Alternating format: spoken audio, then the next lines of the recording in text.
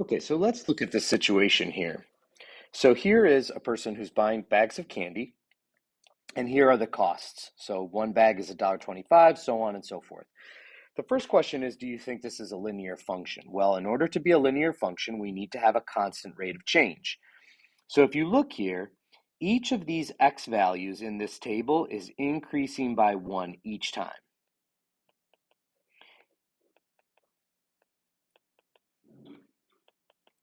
And each of our y values is increasing by $1.25 each time. So on and so forth, all the way up. It's $1.25 every single time. So, yes, this is a linear function since it has a constant rate of change.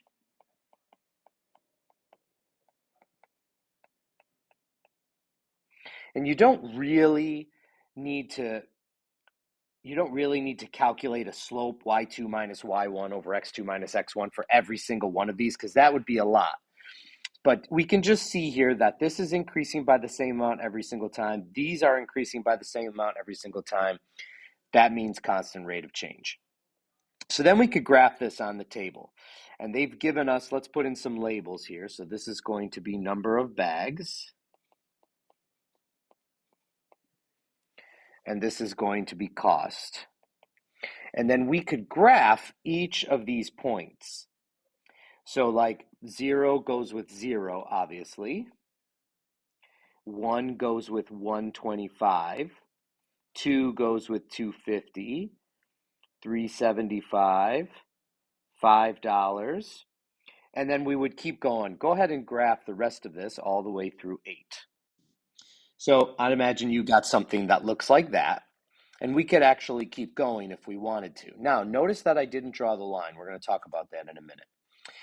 Write the ruler equation that describes the cost y for the bags of candy x. Okay, well, the total cost is $1.25, which is what we're increasing by, times the number of bags of candy. So here's the part that's the reason why I didn't draw the line. We're actually going to talk about this more in the next lesson. But what inputs would make sense in this context? If we're buying bags of candy, does it make sense to have negative numbers? No. Does it make sense to have 0? Well, kinda, but not really. You wouldn't buy 0 bags. Does it make sense to have 1.5 bags or 1.25 bags?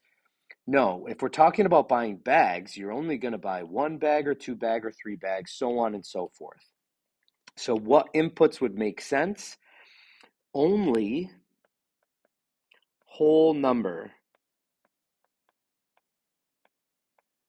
makes sense.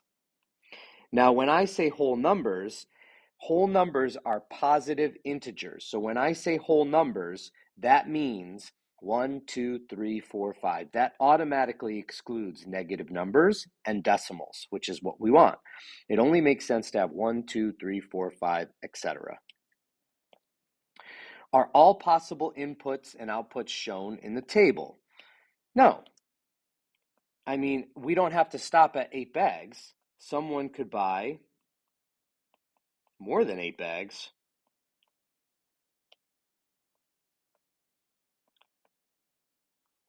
Someone could buy 10 bags,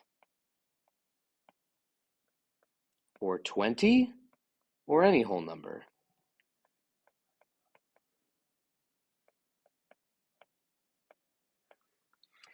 What is y of 22 and what does it mean in the context? Okay, well, remember that y of 22 means take your function and plug 22 in for the input.